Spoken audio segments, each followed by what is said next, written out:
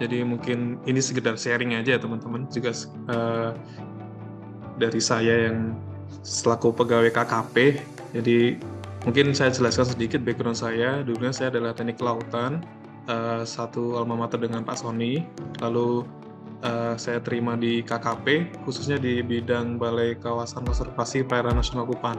Jadi kami di Kupang ini mengelola kawasan konservasi perairan yang dikelola di bawah KKP, Kementerian Kelautan dan Perikanan.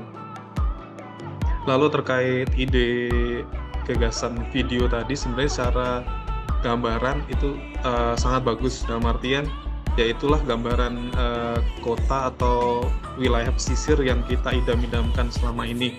Karena memang jujur kalau kita lihat di kenyataan atau di fakta lapangannya, itu wilayah pesisir biasanya wilayah yang tertinggal dan juga wilayah yang kumuh.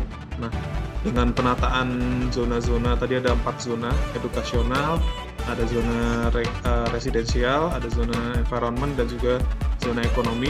Itu tentunya akan membagi segmen-segmen zona lokasi di pesisir sesuai dengan kebutuhan atau fungsinya masing-masing. Nah, itu sangat bagus menurut saya kalau untuk ide awal gambaran kota masa depan di wilayah pesisir. Mungkin yang jadi sedikit catatan terkait penyusunan zona tadi, yang pertama mungkin bisa dipertimbangkan juga nantinya ke depan, zona ini tidak hanya zona yang di darat, tapi zona yang di laut. Tadi kalau aku lihat sedikit tadi masih memperlihatkannya tuh zona-zona yang ada di darat, sedangkan pesisir ini adalah wilayah yang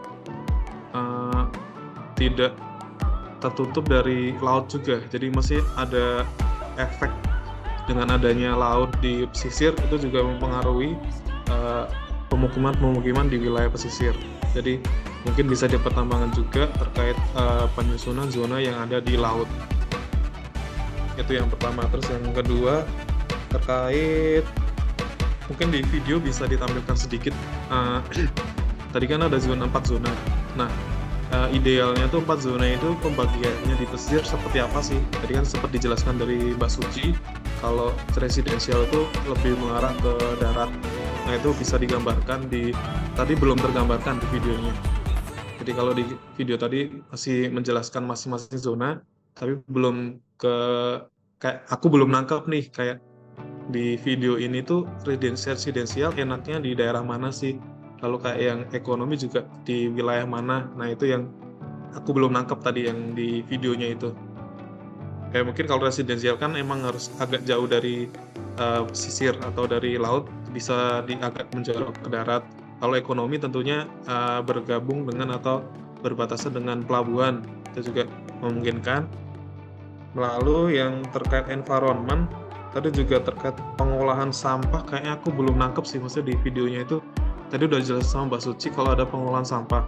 Nah, sampah ini jadi salah satu main issue kali ya, main issue di wilayah pesisir, karena hampir seluruh wilayah pesisir itu biasanya masyarakatnya sangat tidak aware terkait pengolahan sampah ini, jadi makanya terkesan kumuh. Itu untuk yang environment. Lalu yang edukasional ini mungkin ngikut dengan residen ya, itu bisa berdampingan atau gimana. Lalu yang selanjutnya ada juga, oh ya mungkin, tapi ini hanya sekedar gambaran sih, kayak zonasi wilayah tata ruang itu sebenarnya sudah ada aturannya di masing-masing provinsi maupun daerah. Jadi contohnya provinsi Jawa Timur, itu mereka sudah menyusun rencana tata ruang, rencana RT/RW, rencana tata ruang wilayah, itu untuk di daratnya. Lalu di laut ada namanya RZWP3K, rencana zonasi wilayah pesisir dan pulau-pulau kecil. Nah, itu juga harus disinkronkan antara fungsi-fungsi tadi, apakah memang nantinya ke depan ide gagasan pembagian zona di pesisir ini harus sinkron juga dengan aturan yang ada di pemerintah tadi, RZWP3K dan juga RT/RW untuk di provinsi. Mungkin itu sedikit Mas Sony terkait ide ini. Secara umum memang cukup bagus, maksudnya ya itulah gambaran dari kota yang sangat kita impikan, impikan lah. Mungkin itu Mas Sony yang sedikit bisa aku sharekan terkait pemikiranku untuk video tadi, atau mungkin ada kurang gimana?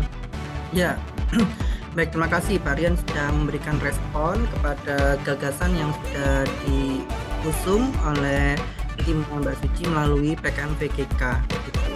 Mungkin selanjutnya jika ada masukan terkait videonya, silakan Pak Rian boleh disampaikan. Tadi kan beberapa juga sudah ada masukan terkait gagasan, penekanan tentang pengolahan sampah juga tadi masih perlu ditampilkan, lalu zonasi ya, maksudnya secara helikopter view mungkin ya, dari kalau misalkan dari atas secara bird view. Betul, dari helikopter view zona ini tuh posisinya di mana, zona ini posisinya di mana, kayak gitu kan. Kalau misalnya kita melihat peta Indonesia kan tahu batasan ya, oh ini Jawa Timur, ini Jawa Tengah dan sebagainya, kayak gitu. Gitu. Baik, berikutnya untuk segmen kedua silakan Pak Rian jika ada masukan lebih detail lagi terkait video dan lainnya, silakan Pak Rian. Oke, jadi untuk mungkin sedikit tambahan lagi sih terkait kayak semacam, kalau di kami di kawasan konservasi itu kita membagi zona itu berdasarkan potensi yang ada. Jadi kayak semisal kalau di kita kan ada zona pemanfaatan masyarakat dan zona pemanfaatan untuk pemanfaatan masyarakat, dan juga ada zona inti. Nah, zona inti itu adalah zona perlindungan yang, atau bisa dikatakan no-take zone, tidak boleh ada aktivitas sama sekali. Nah, dalam penentuan zona itu ada potensinya yang dari masing-masing wilayah itu. Nah, ini apakah memungkinkan kalau misal dikasihkan juga gambaran semacam ya penentuan lokasinya itu harus sesuai dengan potensi yang ada di wilayah tersebut. Kayak contoh semisal zona ekonomi, itu tidak mungkin kita menempatkan zona ekonomi di daerah yang jauh dari jalan, akses jalan atau gimana. Nah, itu mungkin bisa dimasukkan juga, tapi aku nggak tahu ini apakah nanti bisa keakomodir di idenya nanti. Jadi pembagian zona itu juga mempertimbangkan potensi masing-masing wilayah dan juga aksesibilitas. Gitu Mas Son. Baik, kalau dari kualitas video Pak Rian ada masukan Pak? Mungkin kurang cerah, udah bagus sih, kurang ungu gitu mungkin. Enggak sih, kalau dari video udah sangat bagus. Tadi juga secara grafisnya juga sudah oke.